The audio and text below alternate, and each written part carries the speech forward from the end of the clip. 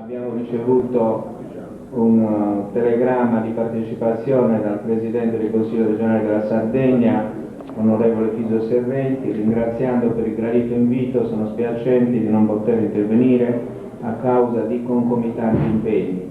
Colgo l'occasione per porgere un cordiale saluto e augurare la migliore riuscita della manifestazione. Così abbiamo un altro telegramma di partecipazione del Questore di Nuoro, ringraziando per il cortese invito a partecipare al convegno. Mi spiace comunicare che, trovandomi fuori sede, non potrò essere presente come avrei voluto. L'occasione mi è gradita per porgere a tutti i partecipanti e alle autorità politiche e accademiche presenti un cordiale saluto. Ecco, perché è importante aver inserito in questo convegno una relazione dell'onorevole Mario Melis? Non è solo perché come organizzazione siamo particolarmente vicini a Mario Melis, ma perché in Sardegna c'è stato un periodo in cui lui è stato presidente della giunta regionale e a noi interessa capire il ruolo della politica per la qualità. Lo volevo dire in conclusione, ma ne approfitto nel frattempo che Mario viene a svolgere la sua relazione. Mario, scusa, ma gli getto così una provocazione che doveva essere la mia conclusione. Io ho letto attentamente il porno, questo programma, e mi sono sfogliato le più di 500 pagine di tutti i complementi di programmazione. Vedo che non l'abbiano fatto neppure i consiglieri regionali, ho perso un po' di tempo. Beh, sapete il dato sconcertante che ho trovato e che ho riferito poi all'assessore alla programmazione: i tempi di progettazione sono nettamente inferiori ai tempi dei controlli. Cioè il controllo è un controllo, io lo dico così, burocratico, anche se gli do una rilevanza positiva. Io non ho un concetto di burocrazia negativo, cioè, sono tutti adempimenti necessari e importanti. Beh, i tempi, ma non dico così, in certi complementi di programmazione sono previsti il doppio, il tempo doppio di programmazione rispetto alla progettazione. Vuol dire che ancora abbiamo la concezione che l'opera chissà quando sarà fatta, mentre la Sardegna ha bisogno di opere immediate. La gente crede nella politica alta come significato se realizza, se non realizza non ci crede più la gente. Allora la parola a Mario Melis che ho già presentato. Grazie Mario per essere qui con noi. Io ringrazio voi dell'invito e devo dire che, data la tematica, il ruolo della politica per la qualità, mi sono inizialmente imbarcato nel ripercorrere i miei studi liceali e anche universitari sul fiorire della cultura nell'ambito di questo settore, che trova proprio in un grande filosofo l'elaboratore dello stesso vocabolo, politica. Dobbiamo risalire ad Aristotele, che però era l'allievo di Platone e che ha avuto una scuola che ancora sino a Kant ha continuato a dominare la cultura delle menti più illuminate dell'umanità nella storia delle civiltà. Per continuare sempre nel campo politico, ad Arturius, ad Hegel, al mio maestro maestro in modo particolare a Rousseau, e così continuando Spinoza, Hobbes, Locke e i grandi autori che hanno tracciato le grandi vie, le funzioni della politica, che sono poi le funzioni della polis all'origine, per noi dello Stato. E quindi si pone per noi il problema, avendo rinunziato a questa peregrinazione dottrinaria, si pone per noi il problema di chiederci che cos'è lo Stato, se non l'organizzazione del potere che diventa legittimo in quanto proviene dallo Stato, dalle istituzioni dello Stato, ma è nient'altro che l'organizzazione del potere. Bene,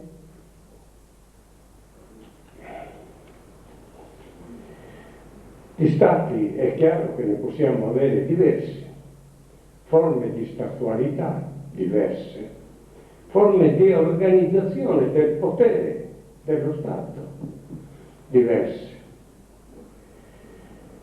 e dei rapporti che il potere dello Stato può avere con gli altri poteri presenti nella società, gli altri valori presenti nella società, da quello etico a quello religioso, a quello economico e così via continuando. La qualità della politica dipende dall'organizzazione dello Stato, cioè dall'organizzazione del potere, da come il potere serve i cittadini. E possiamo avere uno Stato dispotico che non sempre nasce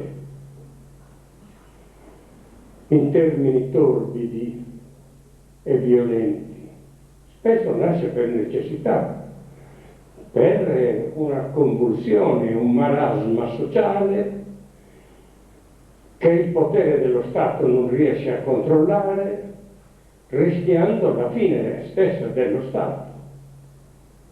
Per cui la forza della dittatura può rimettere in ordine, dare il superamento, consentire il superamento della crisi, salvo poi il pericolo che il despota, e cioè gli interessi che lo hanno espresso, perché nello Stato c'è il dominante e i dominati, gli interessi che lo hanno espresso difficilmente rinunciano a quel potere, e allora c'è l'insofferenza nei confronti della critica e si comincerà a togliere la libertà di parola, la libertà di stampa, la libertà di associazione, la stessa religione potrà essere imposta e diventare essa stessa momento dello Stato, momento del potere dello Stato, e non c'è Stato più dispotico dello Stato teocratico. Ne sanno qualcosa gli iraniani comunisti, ne sanno qualcosa i ribelli in Algeria che vorrebbero istituire uno Stato, o i talebani in Pakistan. In Afghanistan, sì, ma siamo ai confini. 7,5. 7,5. Complimenti. La prego di seguirmi con questa partecipazione così cordiale. Comunque 7,5 se lo tenga, non di più, perché non era ai confini. Dicevo che contro lo Stato dispotico abbiamo lo Stato democratico, lo Stato liberale, abbiamo 1000 forme, però a grandi linee nello Stato moderno abbiamo queste due possibilità. Ed è certo, lo Stato democratico offre una qualità di politica di molto superiore, perché concede la libertà di critica, la libertà di stampa, la libertà di associazione, la contestazione, la proposta politica, il confronto dialettico, che è pur sempre creativo. Ed io sono grato agli amici che mi hanno invitato oggi qui, non tanto per dire le poche cose miseramente come ve le dirò, ma quanto per le cose che ho appreso ascoltando delle relazioni affascinanti, interessantissime, che mi hanno allargato gli orizzonti della conoscenza e della riflessione su tanti problemi. Però non sempre lo Stato democratico o lo Stato dispotico si allontanano fra di loro per tanti aspetti, perché entrambi governano società di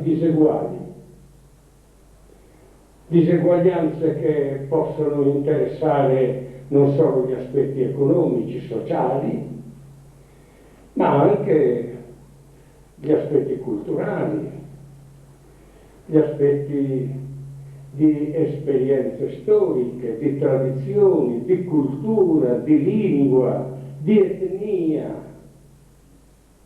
di identità diverse.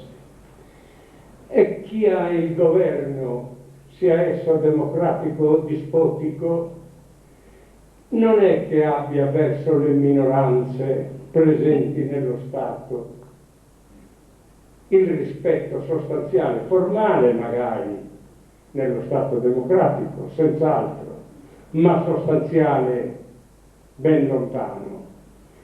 Per cui in uno Stato multinazionale come per esempio l'Italia, che ha minoranze tedesche, ha minoranze provenzali francesi, ha minoranza sarda, ha minoranze albanesi, non è che per questo garantisce a tutti il diritto alla loro cultura, alla loro lingua, alla loro identità, anzi tende a negare. E come in Francia esiste un solo idioma, esiste un solo popolo, non esistono i corsi, non esistono i bretoni, non esistono i provenzali, non esistono i baschi, non esistono i catalani del nord, no, esiste il popolo francese, cioè la lingua di Parigi,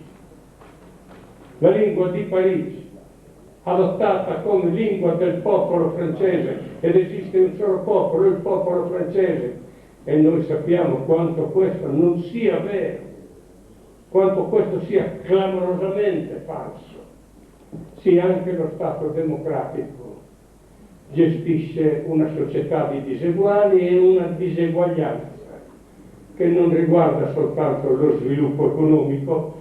Intendiamoci, lo sviluppo economico è spesso fortemente pregiudicato dall'essere in minoranza anche nello Stato democratico, e noi sardi ne siamo una testimonianza. Dicevo, società diseguali, bisognerebbe arrivare a Karl Marx, agli stessi anarchici, per prevedere una società di eguali, nelle quali viene a cessare la necessità dello Stato, perché essendo una società di eguali non ci sono ceti diversi che confliggano tra di loro, e quindi non c'è bisogno di un potere che disciplini questa loro convivenza. Ma se non c'è bisogno del potere che disciplini, non c'è bisogno dello Stato, che è il potere. Io vengo da una esperienza che molti di voi conoscono e per la quale sono stato invitato, di militanza politica sardista.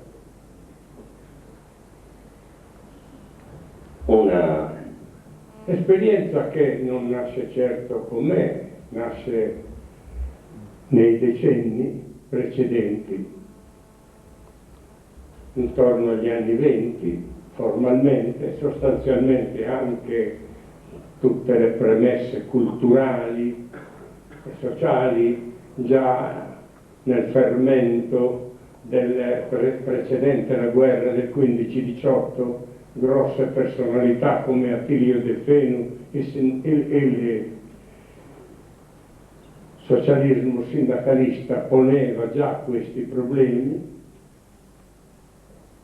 Nasce proponendo la rivoluzione dello Stato, cioè la rivoluzione del potere, della collocazione del potere, perché il potere può essere collocato ai vertici dello Stato e per i cittadini diventa difficile dialogare col potere e avere risposte e soddisfazione dal potere, perché non tutti o soltanto pochi possono arrivare a farsi ascoltare dal potere e ad averne risposta appagante. Oppure il potere può essere orizzontale e coinvolgere masse sempre più larghe di cittadini, coinvolgerle nella responsabilità della gestione. Ecco la differenza tra etica e politica.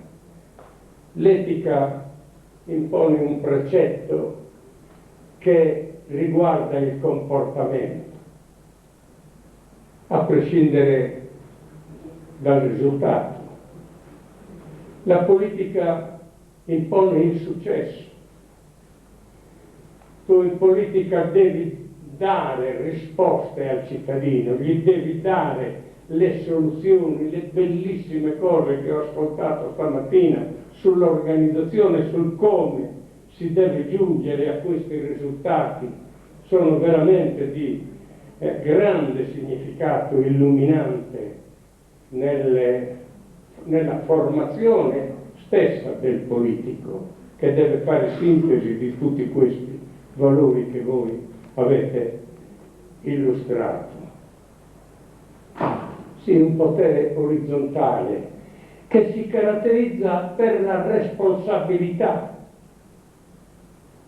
non per la purezza dell'intenzione, ma per la responsabilità. Diceva Machiavelli, il politico deve farsi ora volpe, ora leone, ora volpe, ora leone, diceva lui, perché deve trovare la soluzione ai problemi e deve conservare il dominio, deve conservare il potere.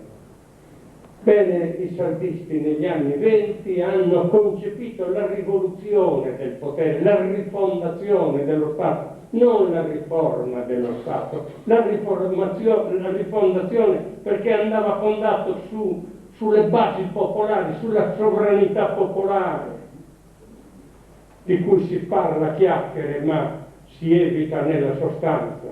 Il popolo sovrano che cede una parte dei suoi poteri all'istituzione nell'ambito e nei limiti delle funzioni di quella istituzione, per cui il potere centrale ha un compito più che altro di coordinamento, ma le vere decisioni le assume il popolo nelle istituzioni democratiche di base. Si parte dal comune per arrivare all'ente intermedio che noi chiamiamo provincia, noi saldisti per la verità li chiamavamo distretti, ma nello Stato italiano avevano preso questo nome, avevano una funzione che va modificandosi profondamente come ente intermedio tra l'ente regione e il comune, l'ente regione che è istituto legislativo, che può quindi progettare futuro, perché questa è la politica, non è gestione la politica, è progettazione di futuro. La gestione la fanno molto meglio. Certo, bisogna fronteggiarla in una regione povera come la Sardegna, dove si rischia di perdere il posto di lavoro, non individualmente, ma a decine, a migliaia di persone. Sta al politico fronteggiare anche il contingente, ma altrimenti in condizioni di normalità compito del politico è limitarsi a aprire le vie del futuro. Ecco, era quello di prendere atto delle diversità. Le diversità, per esempio, nello Stato italiano, la Calabria non è Lombardia. Vi sono tradizioni culturali, vi sono strutture sociali, vi sono malattie sociali profondamente diverse da quelle lombarde. Non può esserci un unico modulo di governo per risolvere e dare risposte appaganti agli uni e agli altri. Pensate alle regioni alpine e alla Sardegna, totalmente circondata dal mare, quali problemi economici, quali problemi culturali, l'isolamento conseguente all'insularità, perché l'isolamento è un fatto politico, l'insularità è solo un fatto geografico. Ma noi abbiamo subito anche l'isolamento, l'emarginazione, la subalternità. Noi siamo certo europei, e da europei ci comportiamo e siamo europeisti.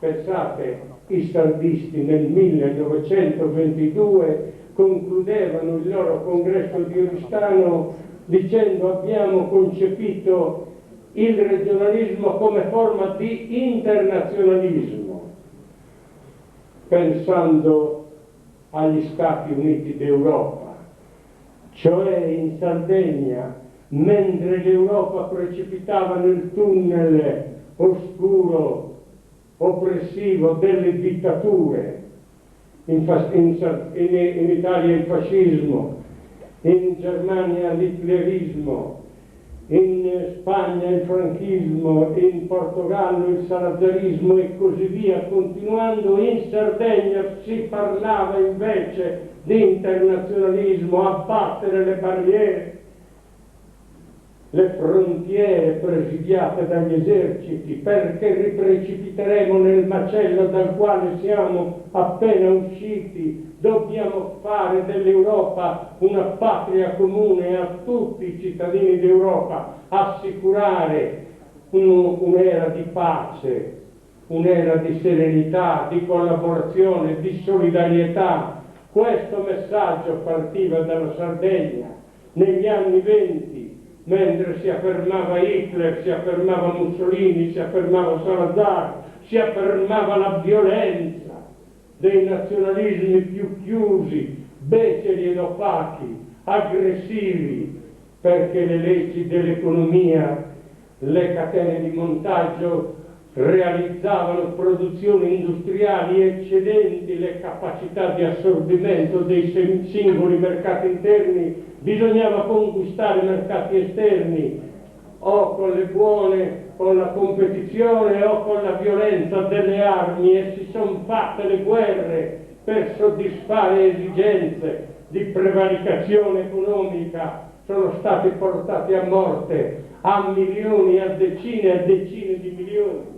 i cittadini. Ecco il messaggio di speranza, di palpitazione civile, di grande sensibilità politica dei sardisti che nel 1922 parlavano di Stati Uniti d'Europa per creare una patria capace di rispondere a tutti in un clima di solidarietà e non di contrapposizione.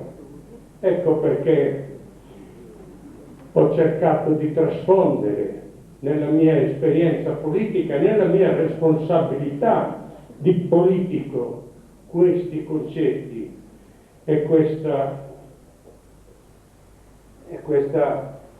filosofia di una qualità politica che chiamasse i cittadini a farsi carico dei problemi, non ad accusare sempre una potenza esterna e lontana, un Caino che ci guarda come nemici. Siamo noi che costruiamo il nostro futuro, siamo noi invitati a prendere ed assumere le responsabilità. Ecco, questa è vera qualità di politica, un ruolo protagonista, non subalterno, non suddito. Diceva giustamente chi mi ha preceduto, noi siamo chiamati a rendere dei servizi, non siamo stati chiamati a comandare.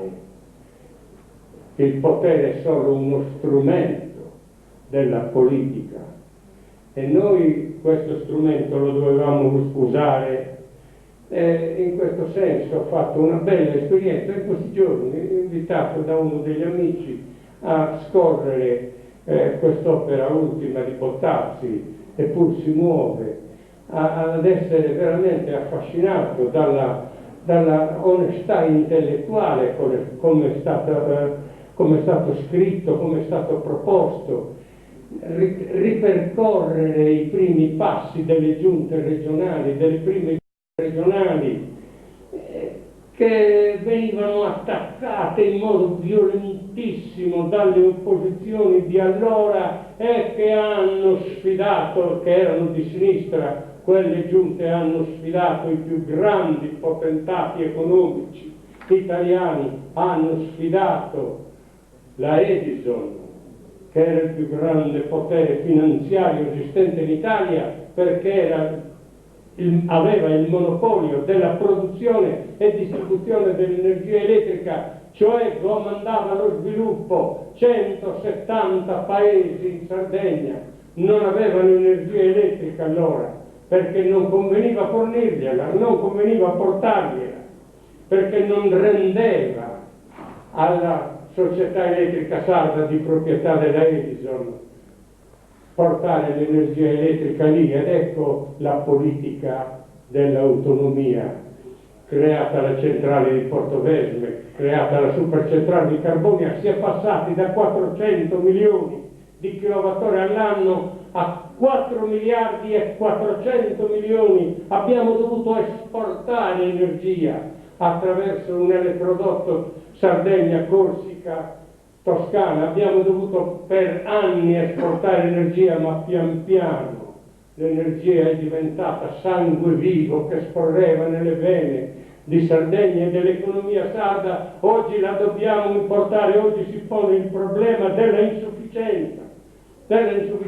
dell'energia, ma hanno avuto il coraggio di sfidare anche il potere corruttivo della potenza della Edison, come hanno sfidato. Bussu ha scritto una pregevole tesi di laurea sull'industrializzazione lattiero-casearia in Sardegna, dai tempi della società romana per il formaggio pecorino, ma poi quella è stata superata e sostituita da Galbani di Melzo e dalla Locatelli, che davano soltanto lo stipendio di sopravvivenza ai pastori, ma i miliardi li facevano loro nel commercio internazionale dei formaggi sardi. Ebbene, questo hanno fatto le prime giunte regionali.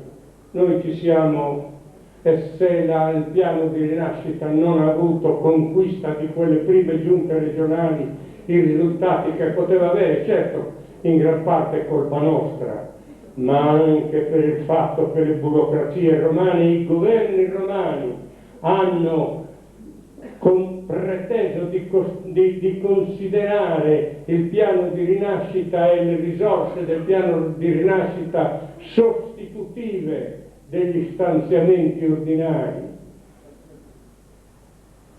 Io ho fatto politica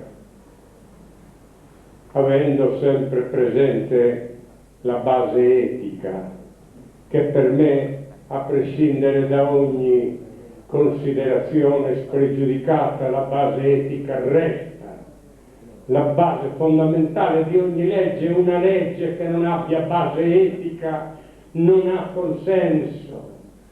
Un governo deve qualificarsi in virtù di consenso.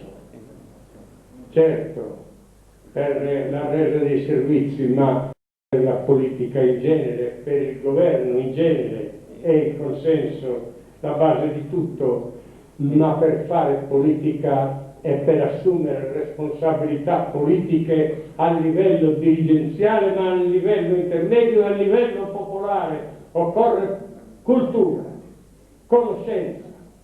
Non si fa politica senza cultura, ed ecco allora sorgere le iniziative che abbiamo assunto. Abbiamo per la politica d'impresa creato il Consorzio 21, perché il piccolo imprenditore sardo le risorse finanziarie per andare a fare una ricerca di mercato negli Stati Uniti d'America o nel nord o centro Europa non li aveva e bisognava fare la ricerca di mercato, il Consorzio 21 finanziava, oppure scienza dell'organizzazione, come organizzare la propria azienda, oppure i termini e i problemi fiscali e tutte le mille difficoltà che affronta un'impresa che sorge. Ebbene, il Consorzio 21 ha dato le risorse, ma abbiamo creato i big. Oggi si parla di Tiscali, ma dove è nata Tiscali, cari amici? Nelle iniziative regionali, nella costituzione dei big. Solo ha preso a piene mani giovani preparati attraverso i big. Noi abbiamo diffuso somme enormi mandando giovani in tutto il mondo, da Cambridge ad Harvard e dovunque a Yale, dovunque loro ci dimostravano di poter essere ricevuti per specializzarsi, convinti, ben consapevoli che pochi sarebbero tornati, che gran parte sarebbero stati subito catturati dalla imprenditoria nei diversi settori internazionali, ma quei pochi che tornavano andavano a costituire nuclei forti di conoscenza e diffusione di professionalità. Il CSR 4, ma abbiamo costituito anche, il CSR 4, un centro di ricerca informatica presieduto da Carlo Rubbia. Diventava la Sardegna un punto di riferimento in questo tipo di ricerca che è poi stellare, perché si condiziona tutte le altre ricerche, dall'astronomo al genetista, al matematico, tutti hanno bisogno della ricerca informatica. Noi stavamo creando un centro di ricerca informatica di livello internazionale, abbiamo creato l'AIUM a Nuoro, scienza dell'organizzazione, scienza della fotonica, scienze del futuro, vengono dalla Cina a studiare, vengono da mezzo mondo.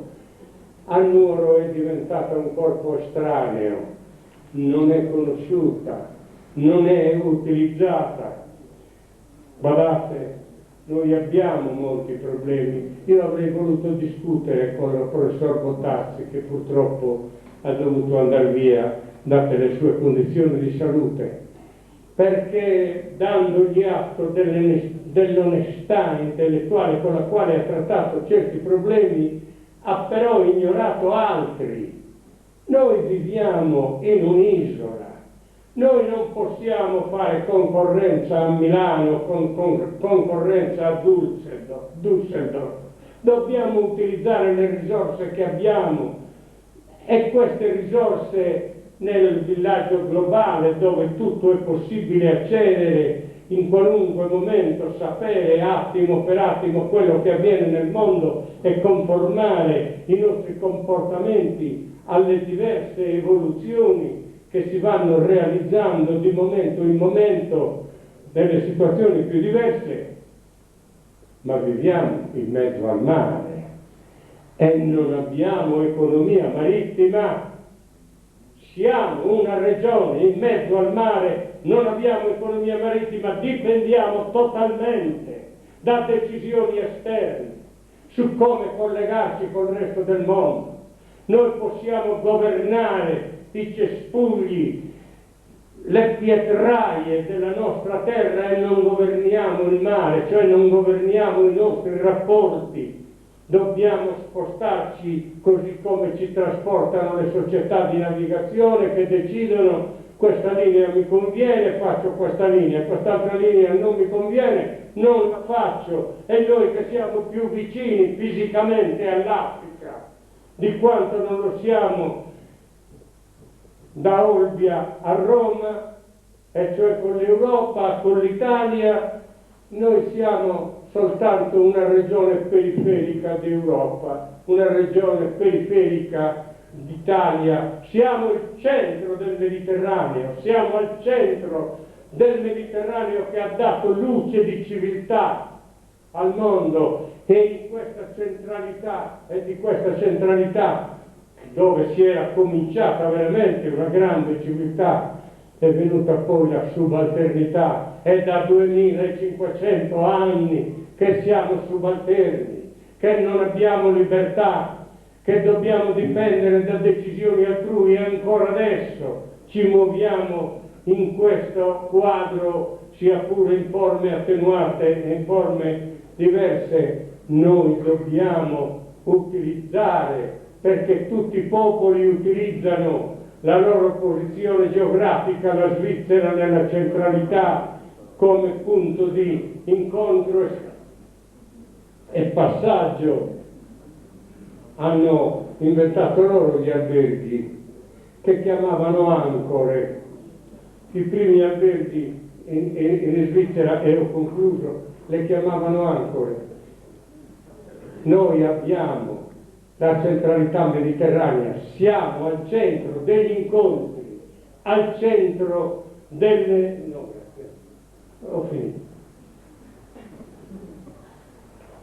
Degli scambi commerciali, le navi che arrivano dagli Stati Uniti d'Europa, dagli Stati Uniti, le navi che arrivano dall'Australia, che arrivano dal Brasile, con 300.000 tonnellate di carico, di cui 20.000 a Genova, 15.000 a Tolone, 30.000 a Marsiglia, e così continuando. Non possono fare il giro dei porti, arrivano in un porto, scaricano tutto e poi con le navi Feder, navi postino, irradiano queste merci nel Mediterraneo, e dal Mediterraneo con le stesse navi fanno affluire le merci che vanno oltre Atlantico. Questo sta facendo Marsiglia per la valle del Rodano, che parte da Marsiglia Fox. Questo sta facendo in parte Barcellona, stanno facendo diverse città, e noi che siamo al centro del Mediterraneo, tanto vicini a Tunisi quanto vicini all'Europa meridionale, non lontani dal Medio Oriente, siamo fermi, siamo una regione emarginata ed isolata. Questo è il nostro compito: trovare nel mare la risorsa principale di un nostro futuro. Sì, potrei continuare a dire che per esempio abbiamo nel campo della sanità, dove i viaggi della speranza e della solitudine e della disperazione ci portavano verso Roma, verso le grandi sedi della cultura sanitaria italiana, francese, mondiale. Abbiamo creato un centro per i trapianti di cuore, per i trapianti di rene, per i trapianti di midollo. La regione sarda che soffriva di talassemia e i trapianti di midollo sembrava che fossero, li abbiamo creati in Sardegna. Abbiamo creato una medicina moderna che non ha niente da invidiare. Certo, molti campi e molte cose restano da fare, ma Io ho l'orgoglio di dire che durante quei 5 anni di lavoro febbrile e appassionato, di lavoro fatto veramente d'amore per la nostra gente, perché questa è la base di ogni successo, voler bene al proprio lavoro attraverso i destinatari cui il lavoro è dedicato, identificarsi con loro, con i loro problemi. Ebbene, siamo passati da 400 e non so quanti centinaia di migliaia di occupati a 500 e tanti, 56.000 posti di lavoro in più. Siamo scesi dal 21,5% al 19% della disoccupazione. Vorrei, citarvi qualche dato su questo punto, sempre che lo ritrovi. Ecco, l'ho ritrovato. Da 470.000 occupati siamo passati a 526.000, 56.000 salari in più, 56.000 persone, quando pensate che il massimo degli occupati in una impresa che sembrava essere la più importante di che sa che cosa, a Porto Torres occupava 6.000 persone.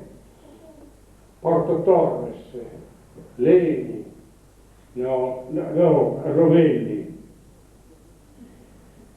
56.000 persone. Certo, abbiamo attivato la legge 28, che abbiamo trovato già emanata con 50 miliardi stanziati, di cui neanche una lira era stata spesa perché era una legge inapplicabile. Abbiamo dovuto modificare 16 articoli e finalmente la legge è partita e ci sono create le nuove attività. Ma la Puglia è passata in quel periodo da 12,7 a 15,9 di disoccupazione, cioè siamo andati noi in controtendenza, gli altri sono andati aumentando la disoccupazione. La Campania è passata da 14 a 20%, la Basilicata da 14 a 20%, la Sicilia da 14 a 23%, la Calabria al 25%, noi siamo scesi dal 21,5 al 9%. Sto parlando dei dati Istat, e tutto questo mentre aumentavano le forze di lavoro, quando le donne andavano ad iscriversi negli uffici di collocamento, quando i giovani andavano ad iscriversi nei testi di collocamento. Sì, ci si può fare della politica dell'alta qualità, ma la base di tutto, della stessa qualità, è voler bene alle cose che si fanno.